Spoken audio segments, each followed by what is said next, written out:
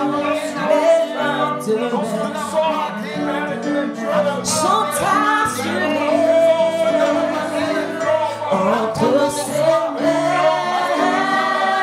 Jésus tient ma vie pour ce temps et l'éternité. Je sais qu'il vit, parce qu'il vit, parce qu'il vit, parce qu'il vit. Je n'ai rien à craindre. Mes lendemains sont assurés entre ses mains. J'y tiens ma vie pour ce temps et l'éternité. Je sais qu'il vit, parce qu'il vit, parce qu'il vit. Je n'ai rien à craindre, je n'ai rien à craindre. Mes lendemains sont assurés, entre ses mains, entre ses mains. Il tient ma vie pour ce temps et l'éternité. Je sais qu'il vit pour ce temps et l'éternité. Je sais qu'il vit pour ce temps et l'éternité. Je sais qu'il vit pour ce temps et l'éternité. Je sais qu'il vit pour ce temps et l'éternité. Je sais qu'il vit.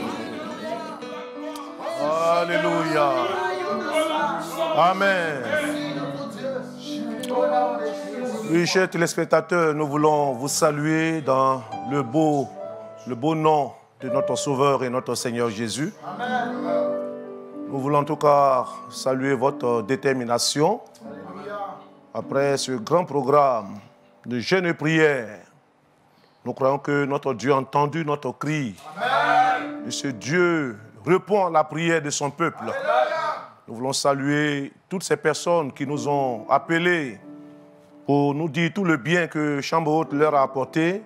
Saluer nos frères de Doropo, voilà, du côté de la Côte d'Ivoire, nos frères de Tonla. Nous voulons particulièrement saluer ce frère qui était si fidèle à ce programme, le frère Roland Boulet à Tonla, et toute la communauté des frères et sœurs de Tonla. Que Dieu vous bénisse. Amen. Et partout dans le monde, nous prions que la grâce de Dieu continue d'être avec vous. Amen. Nous sommes encore là, à cette chambre haute, espace de prière. Vous savez, notre Seigneur Jésus l'a dit, qu'il faut toujours prier. Amen. Et ne jamais se relâcher. Amen. Et c'est pour cette raison que nous sommes encore là pour intercéder, prier et crier à notre Seigneur. Nous voulons jeter un regard dans la parole de Dieu, dans 1 Samuel, le chapitre 30, à partir du verset 1 à 4, on va le lire rapidement, qui nous dit ceci.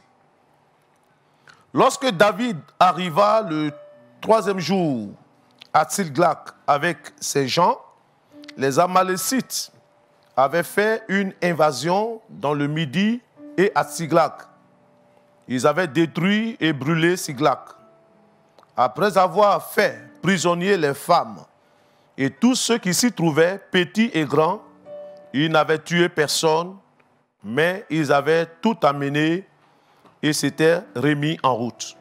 David et ses gens arrivèrent à la ville et voici, elle était brûlée et leurs femmes, leurs fils et leurs filles étaient emmenés captifs.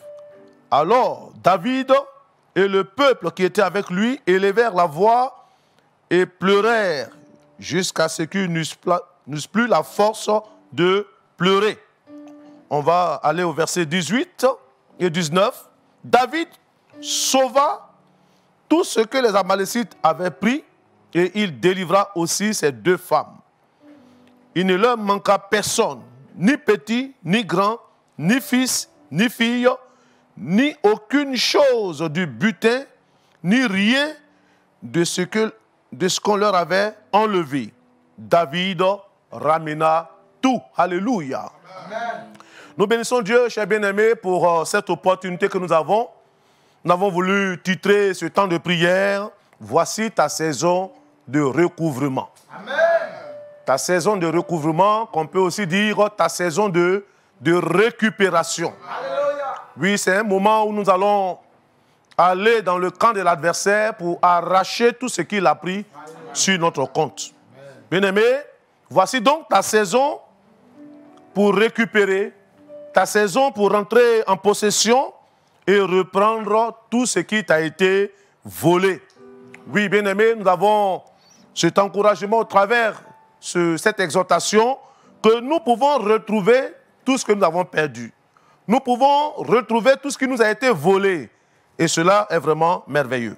Amen. Nous sommes donc ici dans un temps de grande détresse pour David et ses hommes. Pendant que David était absent, quand nous lisons le chapitre précédent, vous allez vous rendre compte que David n'était pas présent au milieu de son peuple. Et les Amalécites avaient donc fait une invasion dans le camp de David et son peuple. Ils avaient détruit la ville et ils ont fait des prisonniers et ont tout amené en captivité. Des prisonniers de taille. Et pour David, cela a été un coup très dur. Et d'ailleurs, le verset 4 nous le dit si bien. Il a dit que lorsque David et ses gens sont arrivés à la ville, alors David et le peuple qui était avec lui élevèrent la voix et pleurèrent jusqu'à ce qu'ils n'eussent plus la force de pleurer. Ça a été un coup vraiment très touchant pour David. Lorsqu'il a constaté les dégâts causés par l'ennemi, lorsqu'il a vu que ses femmes, ses enfants, les petits et grands, ont été tous emportés en captivité, il a dit que David a beaucoup pleuré. Bien-aimés, nous voudrions donc vous dire que tout ce qui a été cause des pleurs dans ta vie s'arrête en ce moment au nom de Jésus. C'est pour cela que nous sommes là. David a beaucoup pleuré, mais Dieu a décidé de mettre fin aux larmes de David. Amen. Oui, certainement que toi aussi tu as beaucoup pleuré, mais Dieu t'accorde des temps de recouvrement, des temps où tu vas retrouver le sourire très bientôt. Nous parlons donc de cette saison de recouvrement et nous prions que cette saison arrive pour chacun de nous. Alléluia. Des choses qui nous sont vitales, que nous avions perdues, des choses qui nous ont été enlevées, volées, la parole de Dieu nous rassure et nous dit que ces choses, nous pouvons les retrouver. Amen. Que ce soit au niveau du travail, que ce soit au niveau de ta santé depuis un moment, tu ne retrouves plus cette santé que tu avais, cette force que tu avais, cette fougue que tu avais, les choses que tu as perdues en rapport avec tes finances, avec tes affaires qui marchaient au départ, où les choses tournaient et cela te procurait beaucoup de satisfaction. Mais depuis un moment, tu constates que tu as commencé à perdre toutes ces facultés. Ton succès, tes facultés intellectuelles, toi qui étais parmi les meilleurs dans tes études, tu étais à la tête, tu étais toujours parmi les brillants de ta génération. Oui, toutes ces choses qui touchent à ton foyer, c'est un privilège que tu avais, la promotion que tu savourais, toutes ces choses qui t'ont été comme enlevées, comme volées, nous sommes heureux de te dire que voici ta saison de recouvrement. Amen. Ta saison de récupération. Amen. Ta saison de reconquête. Amen. C'est pourquoi inscris-toi dans ce programme de prière. Car de même que les Amalécites avaient tout emporté, nous lisons bien dans ce texte, les versets 18 et le verset 19 de notre texte de base, il est dit, David sauva tout ce que les Amalécites avaient pris. Et il délivra aussi ses deux femmes. Il ne leur manqua personne, ni petit, ni grand, ni fils, ni fille, ni aucune chose du butin, ni rien de ce qui leur avait été enlevé. David ramena tout. Je déclare sur ta vie que tout ce que tu as perdu, que tu les retrouves. Amen. Et que rien ne te manque. Amen. Que l'ennemi ne retienne rien de ta vie. Amen. Oh, que la grâce de Dieu soit sur ta vie. Alors, chers bien-aimés, nous prions que de toutes ces pertes dont tu as souffert, que Dieu te donne cette saison de recouvrement. Que Dieu te donne de les récupérer. Notre Dieu a promis, chers bien-aimés, nous permet de retrouver tout ce que nous avons perdu. Amen. Dans Abdias, chapitre 1, verset 17, il dira, et la maison de Jacob reprendra ses possessions. Dans Joël, chapitre 2, verset 25, la parole de Dieu nous dit, je vous remplacerai les années qu'ont dévoré les sauterelles. Dieu est le Dieu du recouvrement. Il veut nous permettre, bien-aimés, de retrouver tout ce que nous avons perdu. Et pour terminer, dans Ésaïe, le chapitre 49, le verset 24 à 25, il pose cette question. Le butin du tyran lui sera-t-il enlevé? La capture faite aussi le juste échappera-t-elle? Oui, dit l'Éternel.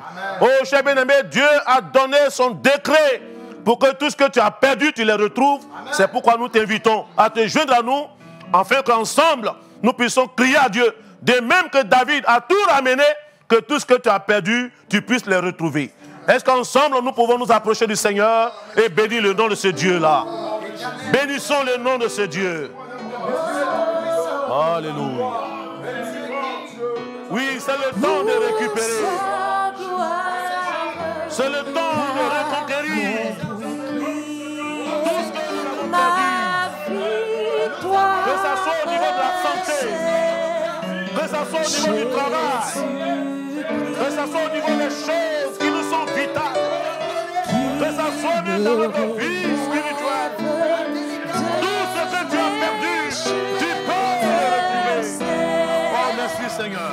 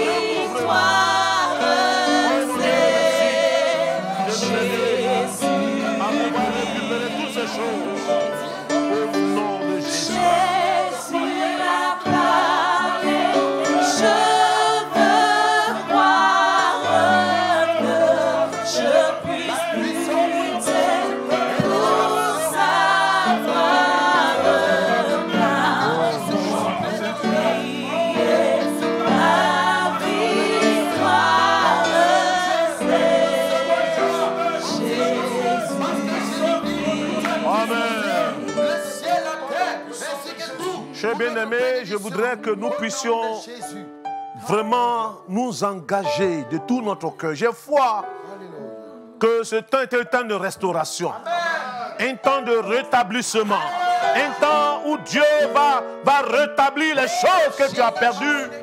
Vous savez, il y a des choses que nous perdons et qui ne sont pas indispensables, que nous pouvons laisser. Mais il y a certaines choses que nous perdons et qui ont besoin d'être retrouvés. Alléluia. Et pour lesquels nous ne devions pas nous donner sommeil ni repos jusqu'à ce que nous soyons rétablis. Alléluia. Raison pour laquelle David avait pleuré amèrement, parce que c'était des choses qui lui étaient vitales. Ses femmes, ses enfants et même les femmes du peuple. Et David pouvait être lapidé et mourir pour cela. C'est pourquoi il s'est engagé à tout ramener. Je voudrais que tu regardes dans ta vie. Il y a des choses qui te sont vraiment vitales. Il y a des choses qui sont indispensables. Non seulement à ta vie spirituelle, à ta vie familiale, à ton foyer, à ta santé, à ton travail. Des choses que tu sembles aujourd'hui perdre. C'est l'occasion pour toi. Dieu t'accorde cette saison de récupération. Ensemble, pendant un moment, crions Dieu. Tu connais ce que tu as perdu. Tu connais les choses qui sont en train de t'échapper dans ton foyer, dans ta vie spirituelle. Crie vers Dieu. Alléluia. Oh mon Dieu, nous te supplions. Oh Dieu.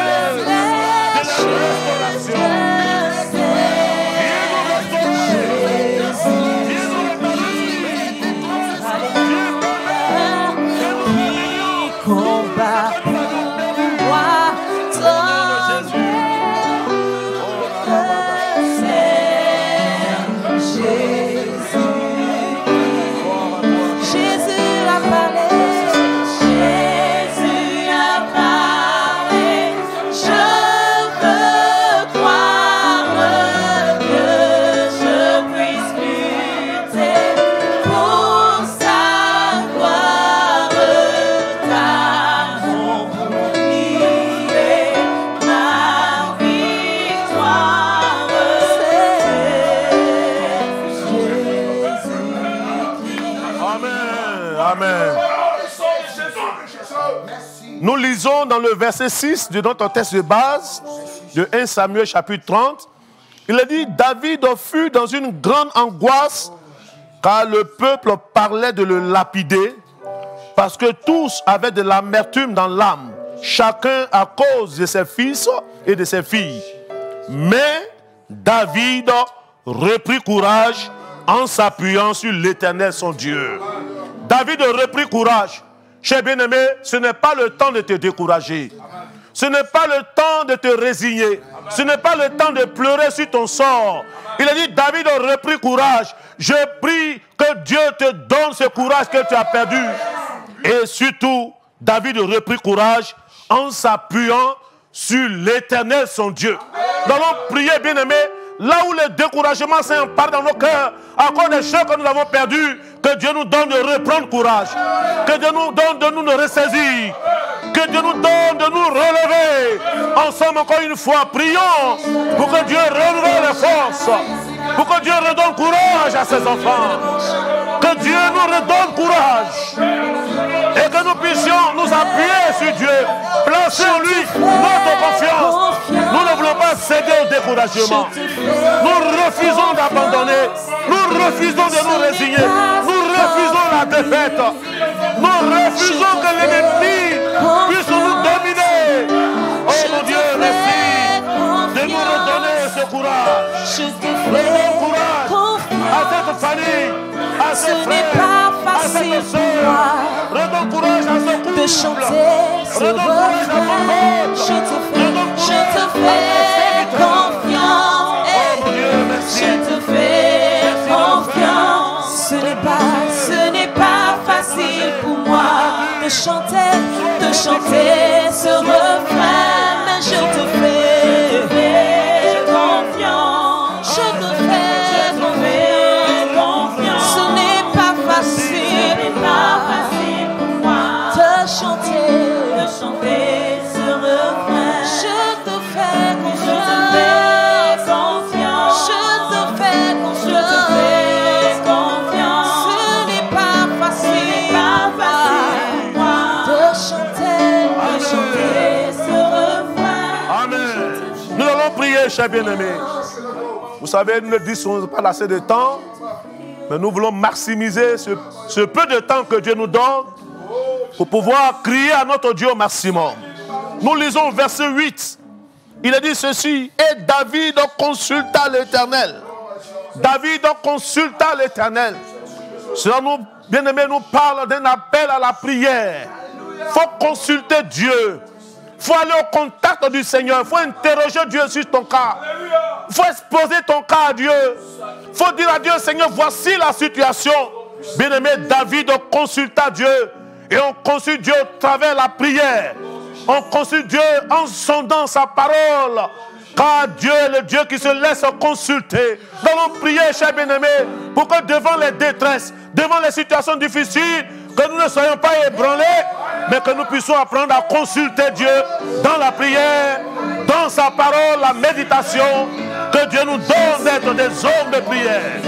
Dans les moments de calamité, venons à Dieu d'un esprit de prière. Quels que soient les problèmes, ce n'est pas facile. Oui, merci Seigneur de nous remplir de cet esprit de prière. David consulte à Dieu. Fais de nous des hommes qui consultent Dieu. Oh, devant les moments difficiles, devant les situations troublantes, donne-nous de consulter Dieu. Donne-nous de consulter Dieu. Je te fais confiance. Ce n'est pas facile pour moi de chanter ce refrain. Mais je te fais confiance, Seigneur.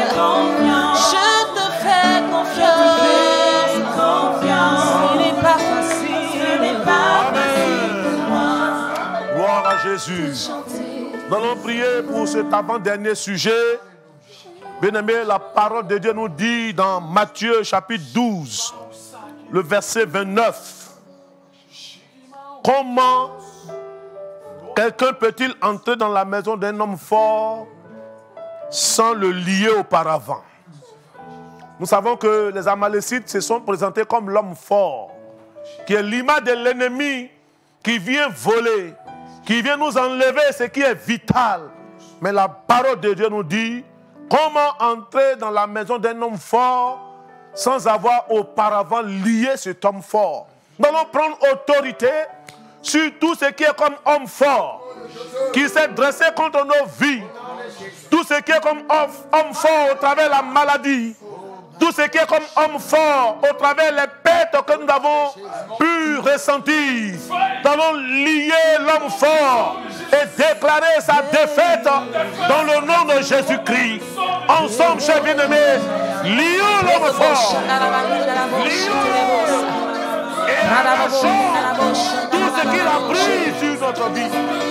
Tout ce qu'il a pris, ces choses qui te sont vitales. Nous allons dans le camp ennemi pour arracher ce que le diable a volé. Nous allons dans le camp ennemi pour arracher ce que le diable a volé. Nous allons dans le camp ennemi pour arracher ce que le diable a volé. Nous allons dans le camp ennemi pour arracher ce que le diable a volé. Il est sous nos pieds, il est sous nos pieds, il est sous nos pieds. Le diable est sous nos, il est sous nos pieds, sous nos pieds, sous nos pieds, il est sous nos pieds.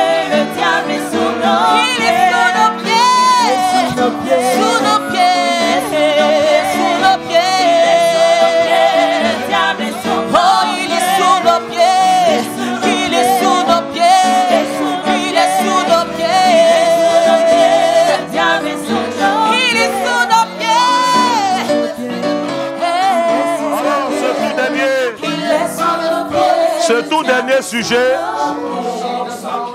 Ce tout dernier sujet, bien aimé, pourquoi toutes ces choses sont arrivées? Quand nous réfléchissons bien sur ce texte, nous constatons que David n'était pas présent à Siglac. Si vous lisez le chapitre précédent, vous allez vous rendre compte que David était hors de son territoire. Et c'est pendant ce temps d'absence que l'ennemi est venu détruire son peuple. Nous pouvons donc dire que David a une part de responsabilité dans ce qui est arrivé. Et la parole de Dieu nous dit dans Jérémie, chapitre 17, verset 4, « Par ta propre faute, tu perdras ton héritage. » Il y a des choses parfois que nous perdons par notre propre faute. Il y a des choses que l'ennemi vient enlever parce que nous-mêmes, nous donnons l'opportunité à l'ennemi d'agir. C'est l'occasion pour chacun de se remettre en cause. Est-ce que tu n'es pas la base des pertes, des choses vitales dans ta vie, des choses qui étaient essentielles à ton existence? C'est l'occasion de réfléchir, de t'approcher de Dieu. Et si tu reconnais ta part de responsabilité, humilie-toi devant Dieu, demande-lui pardon et ton Dieu va te restaurer. Chers bien-aimés, nous voulons terminer ce moment de prière par cette pensée de réflexion. Pendant que le groupe musical nous accompagne dans ce cantique, que chacun entre en lui-même. Est-ce que ce n'est pas nous-mêmes qui avons occasionné cette situation dans laquelle nous nous trouvons? Ces pertes que nous avons pu, bien aimé, occasionner, Dieu nous donne de revenir à lui. C'est auprès de Dieu que nous serons restaurés. Amen. Car Dieu est disposé à nous rétablir. Amen. Dieu est disposé à nous permettre de ramener tout. Alléluia. Mais il nous faut avoir cette attitude d'un cœur repentant. Amen. Devant la face de Dieu. Amen. Alors que le Seigneur puisse nous bénir. Amen. Que sa grâce soit notre partage. Amen. Que Dieu nous donne d'entrer dans cette saison de recouvrement. Amen. Et que son nom soit béni au nom de Jésus-Christ. Amen. Amen. Miséricorde insondable. Amen.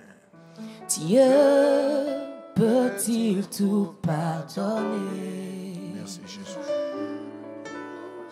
Absous d'un si grand coupable. Voilà, merci. Que Dieu nous bénisse. Amen. Que sa paix et sa joie soient votre partage et que la grâce de Dieu demeure sur vos vies. Entre dans ta saison de recouvrement au nom de Jésus. Amen. Amen. Amen. Tu es capable, capable, tu es capable, capable. Amen. Jésus est capable, Jésus est capable. Voilà. Nous bénissons le Seigneur pour l'occasion qu'il nous donne de pouvoir prier. Nous sentons toujours qu'il y a dans votre cœur ce désir insatisfait de davantage prier. Oui, chers téléspectateurs, dans vos maisons, vous pouvez continuer de maintenir un tel esprit de prière. Car Dieu nous appelle pendant ces temps de confinement à nous dédier à la prière. Alors que Dieu puisse vous bénir et que sa grâce continue d'être avec vous au nom de Jésus-Christ. Amen. Jésus est capable, Jésus est capable, tu es capable.